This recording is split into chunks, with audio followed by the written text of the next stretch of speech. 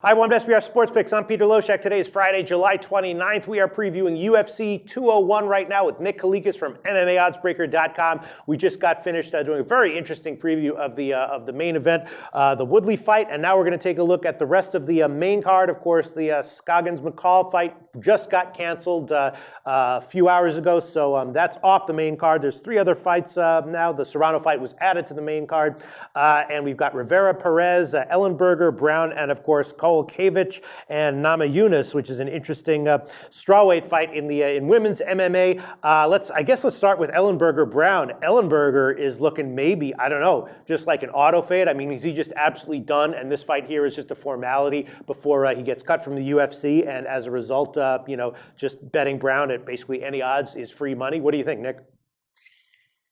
It's tough, man, because what you said, it's hard not to think that Ellenberger's on a decline right now. I mean, he hasn't performed up to par. I mean, he was a title contender. He was one of the biggest threats to UFC gold, for a while, but he just hasn't looked the part recently. I mean, he's had cardio issues in the past. I think it's still hindering him, obviously, as well. He's got that inactivity that you don't like to see in fighters sometimes, especially with his skill set, because the guy has a ton of punching power, has some striking skill, has some wrestling to go along with. I mean, he has a lot of skill.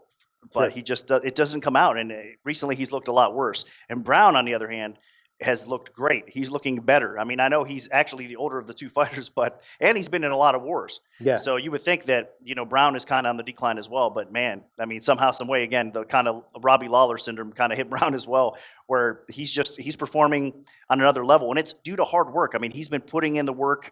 He's been believing in himself, and he's been showing. I mean, his striking's always been really good, but he's kind of rounding out his game a lot better. His sub defense is better now. Everything. His takedown defense is a little bit better. So yeah, I do think that this is a very dangerous fight for Ellenberger. That's why the line's so high as well. I mean, you got one guy that's kind of on the decline, and the other guy's kind of on the rise. I mean, let's not forget the kind of war that Brown had with Robbie Lawler as well. That's another spot that was kind of tough for Lawler. I mean, that was a hard fight. So he's right there, right in the mix. It's just unfortunate for Brown is he gets beat by good wrestlers. And that is the way Ellenberger can win this fight. Right.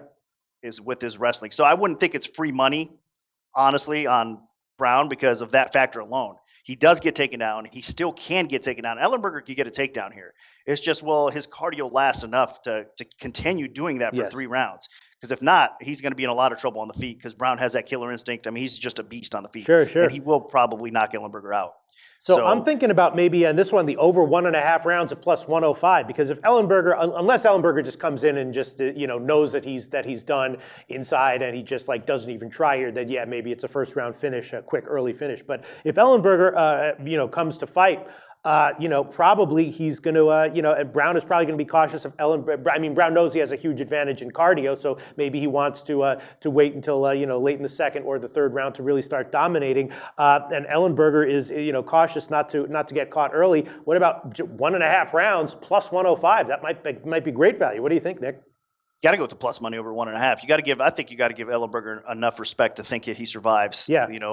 Over that total as well. So yeah, I do think there's probably some value right now at 1.5. It is tough because I mean a lot of people, like you said, are auto fade mode right now in Ellenberger, and a lot of times when you count somebody out like that, he comes back to bite you a little bit. So I think he could at least survive that. Yeah. And as it goes, he probably he could be in some trouble there as well. But just think about this, man. If he does steal, I mean, this is only a 3-rounder, so if he's able to wrestle and get Brown down a couple rounds, I mean, he wins the first 2 rounds. All he has to do is survive. It's gonna be hard.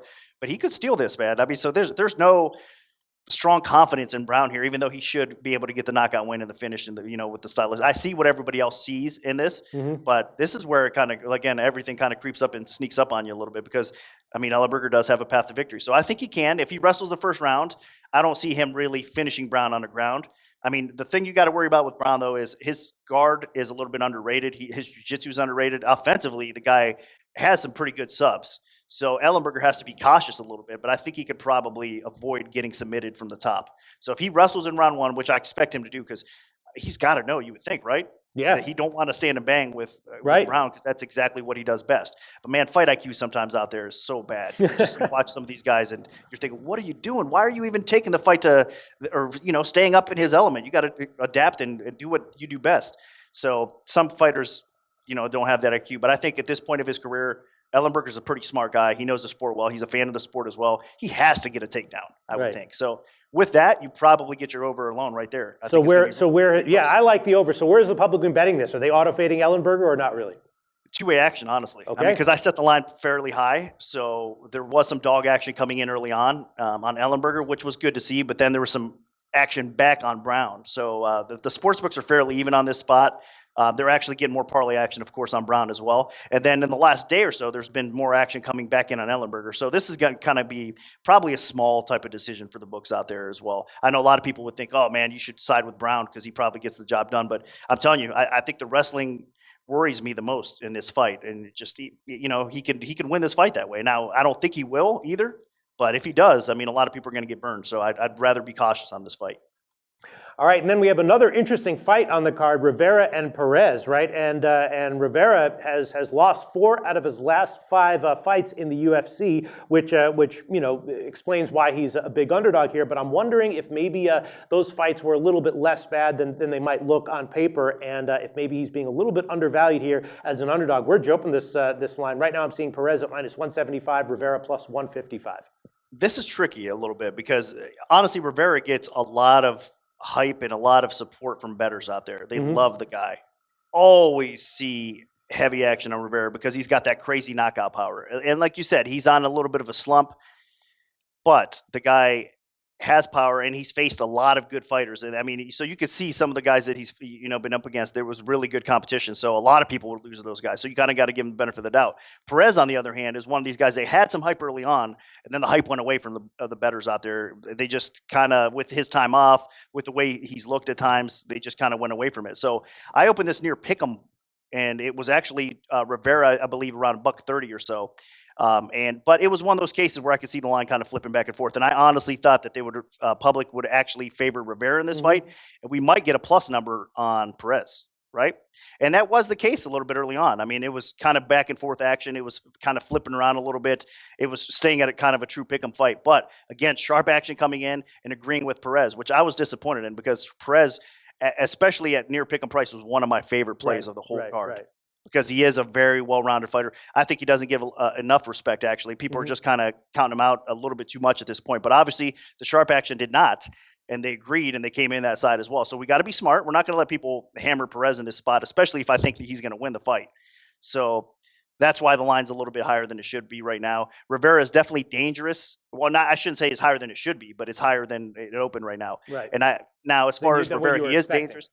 Yeah, exactly. I was kind of, disappointed with the with the movement and everything on this one here. But with Rivera having that kind of power, and Perez has been clipped before. He hasn't looked really that great.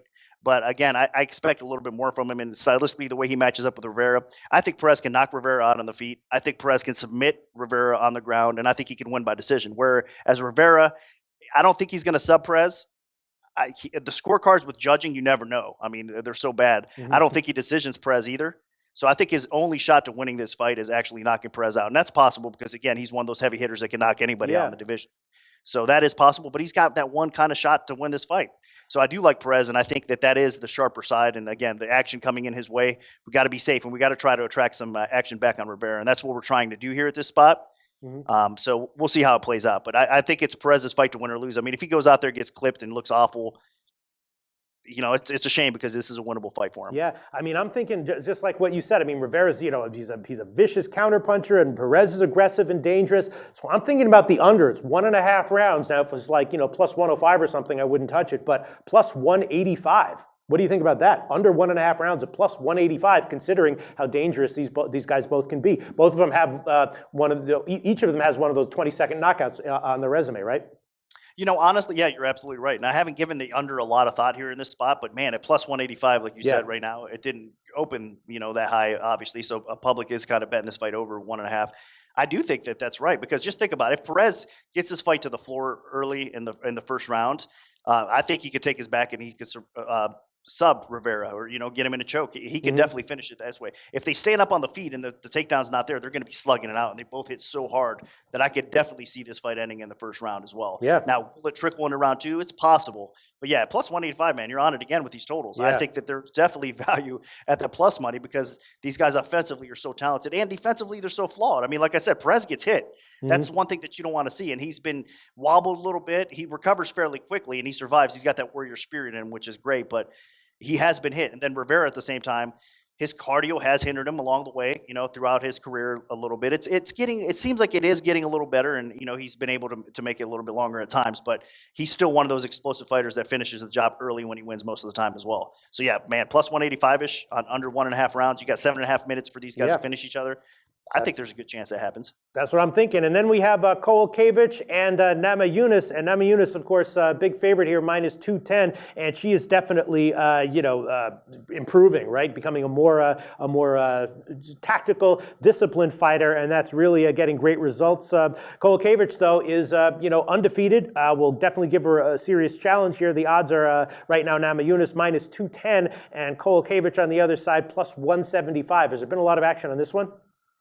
Two-way action on this one as well. The line has dropped and adjusted a little bit more for the dog. So it has dropped some, but there's still a lot of two-way action on this fight. Rose is the more popular fighter for sure. I mean, a lot of people really enjoy watching her fight, and she's getting better too. I mean, since her loss, though, to Esparza, I mean, obviously, she did really good on the Ultimate Fighter show, and then she ended up losing to Esparza, which a lot of people thought she was going to beat Esparza there. But the wrestling came into play there, and the ground game kind of hindered her a little bit there. But since that time, I mean, she's taken the sport so serious and she's really made huge strides. She was already talented before that. So I could see the progress in Rose's overall game. She's dangerous on the feet. She has a really good ground game as far as offensively, especially as she gets top position. I mean, she could be very dangerous and get the submission win on the ground, of course, as well. But this fight with Kowalkiewicz is definitely tough because Kowalkiewicz is one of these chicks that you cannot really control that much. I mean, it's not like you could bully her to the ground and keep her there, or once you do have her on the ground, she has pretty good sub defense as well. Yeah, she's game. She's tricky. Yeah, and on the feet, she pushes such a high pace. Right. She's going to be in your face. She's going to be the more active fighter of the two. So this is, the more I think about this fight, the harder I think it is for Rose. Yeah. So this is a dog or pass situation, to be honest with you. I mean, she's really going to have to be disciplined and focused on her fundamentals here, which is obviously a recent skill that she's acquired impressively. But if anyone's going to test it, it is going to be Kowalkiewicz, right?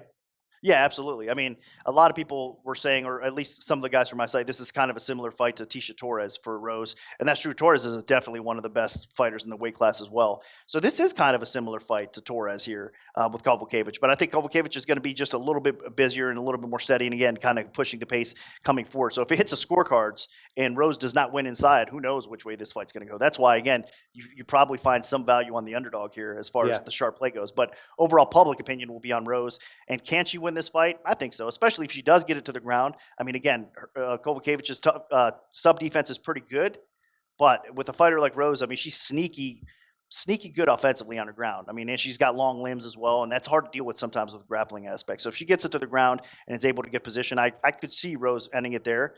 But if this plays out and hits the scorecards, I think it's going to be like a split decision type of fight. All right, Nick. Well, out of these three fights, my best bet would be Ellenberger and Matt Brown over 1.5 rounds at plus 105. If I had to pin you down on one best bet out of those three, side or total, what would it be? You know what? Out of everything we discussed so far, I might side with you on the Perez Rivera under plus 185. I like that plus money a little bit better. It's tough, again, and I hate going unders, honestly. I'd much rather go over. But in that spot, I think I like it, especially where the lines are right now. I would say that, or possibly as far as a dog goes, maybe Kowalkiewicz over Rose as well. So that's probably a close second. But I would probably take the just the offense that you're going to see, the fireworks you're going to see in Rivera versus Perez and go under there. Yeah. Nick Kalikas, MMAoddsbreaker.com. Thanks as always. Thank you. Always on the go? Bet365 has one of the top mobile platforms in today's market. Sign up today and don't let your busy life keep you out of the game.